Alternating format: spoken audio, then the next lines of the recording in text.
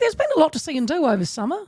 There's been lots of festivals, there's been concerts, many Kiwis taking advantage of some great entertainment out there, but not all events are created equal. The collapse of Juicy Fest and Timeless Summer has highlighted major flaws in how ticket sales are regulated in New Zealand. With over 2.4 million owed to creditors and ticket holders struggling to get refunds, industry experts say current protections for customers are lacking. Ticket holders who have tried to get their money back through the ticket agency Ticket Ferry have been told the company no longer holds their money, and all funds are transferred to the promoter. The Minister of Commerce and Consumer Affairs, Scott Simpson, has acknowledged this issue and says they are investigating, while current consumer protection laws, such as the Fair Trading Act, offers some safeguards, but they fall short when event companies go into liquidation. Brent Eccles is a prominent figure in New Zealand's music industry, known for his extensive experiences both as a muso and a promoter with his company Eccles Entertainment. He believes using ticket companies that hold money until after the event is crucial. And he joins me now. G'day, Brent, how are you? Yeah, I'm pretty good, actually. Yeah, I'm feeling good. Good to talk. It's been a while. Hey, It has. Hey, buddy, can you walk us through how it works when you buy a ticket to an event? You go through a ticket agency, correct?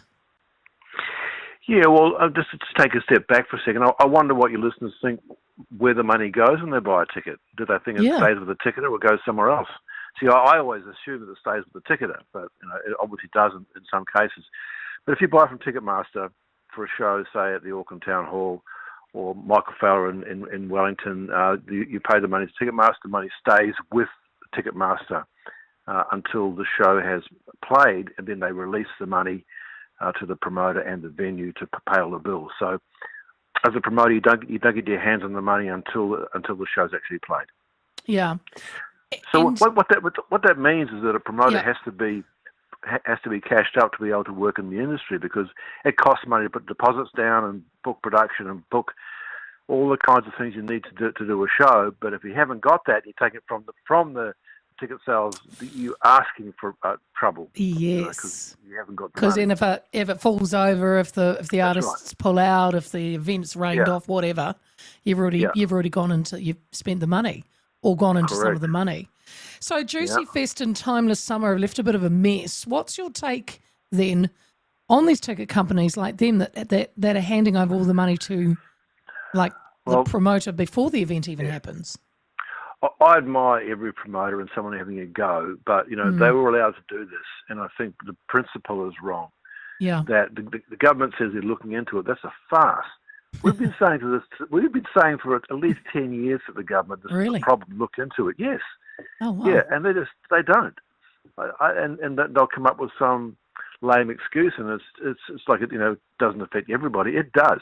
Yeah. I think most New Zealanders buy tickets, and they all want to be protected, and I think it's important that they are. So yeah, like you said, you've been onto this for quite some time. You've been in the game a while there, Brent. Just being subtle. Look, you're a legend. Has this kind of thing? I mean, has this thing's probably happened on and off for a while, but is it getting worse? Do you think? It has the potential to get worse. When there's a downturn, when business ain't that great, the potential is that it could happen quite a lot. And we hate it when it happens because it affects everybody. And it seems now these two festivals have gone down with the same promoter, same ticketer. Great shame, but it's the punters that get left out, and it's not good for anybody. No, it's not good, and that's kind of my next question to you, because and look, stuff happens. We get that, like festivals don't work or an artist fall out or whatever. But things like this, can they shake the trust of music fans, and ultimately, does it hurt the industry? I think people think twice about it, and I hope they do. I mean, my suggestion is three things: look at the venue, look at the promoter, is there a website, look at the ticketer. And if you're comfortable with all those things, you can find to buy a ticket. If you're not, you can't tick all those. I'll be very cautious about it. Yeah, because it's not sitting quite right. The events industry obviously had a rough time after COVID. Most industries did coming back. But do you think we're in a bit of a bust phase right now, a bit of a good phase? I think from the people I know in the business that I talk to regularly, we've had a pretty good summer, actually. Yeah. Hasn't been too bad at all. It's certainly back on the up again, and I think looking towards next summer should be pretty good. Yeah. So we're all feeling pretty buoyant about it, and if you look at the arenas and the arena shows and the stadium shows, all start coming through again. So it can't be too bad. Yeah. So the advice, I mean, you just gave it there to those music fans buying tickets to events and festivals. What's the most important thing? Is it to look at the venue? Is it to look at... Well, sometimes, I can't believe this, promoters will put shows on sale and not announce the venue. You go, well, I kind of need to, that's quite important. And second, they might, if you're not sure, the promoter should have a website you can have a look at. Yeah. And the third thing is the ticketer. Does that have a website? Have you bought tickets before? Those three things, you tick those and you're fine. Go buy tickets, please. Go buy tickets, please.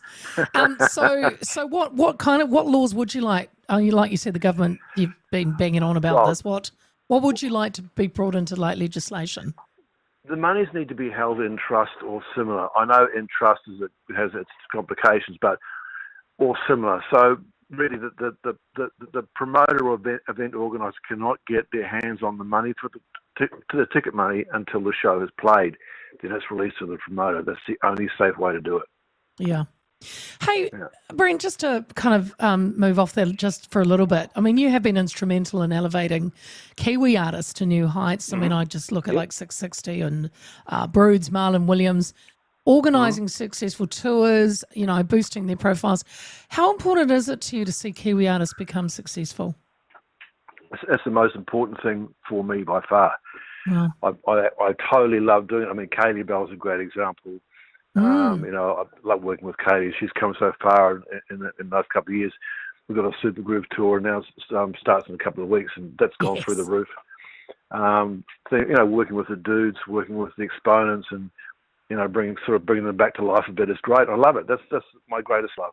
Yeah. And I suppose, I mean, you've worked with like some of the biggest acts. I know that, New Zealand and of course around the world. Is it too difficult to name a couple that you've really, really, really loved to work with? Loved? Yeah, like give us some, really great to work with. Some of the big names, Brent, the big names. Ed Sheeran's incredible. He's a lovely chap, easy to talk to, very onto it, and that was a lot of fun. And he's pretty few and far between. I think he was one. I think Rod Stewart's another great one who's just as easy. And it's amazing how these people are so revered, but when they're off stage and wandering around, they can just talk to anyone, and they do. It's great.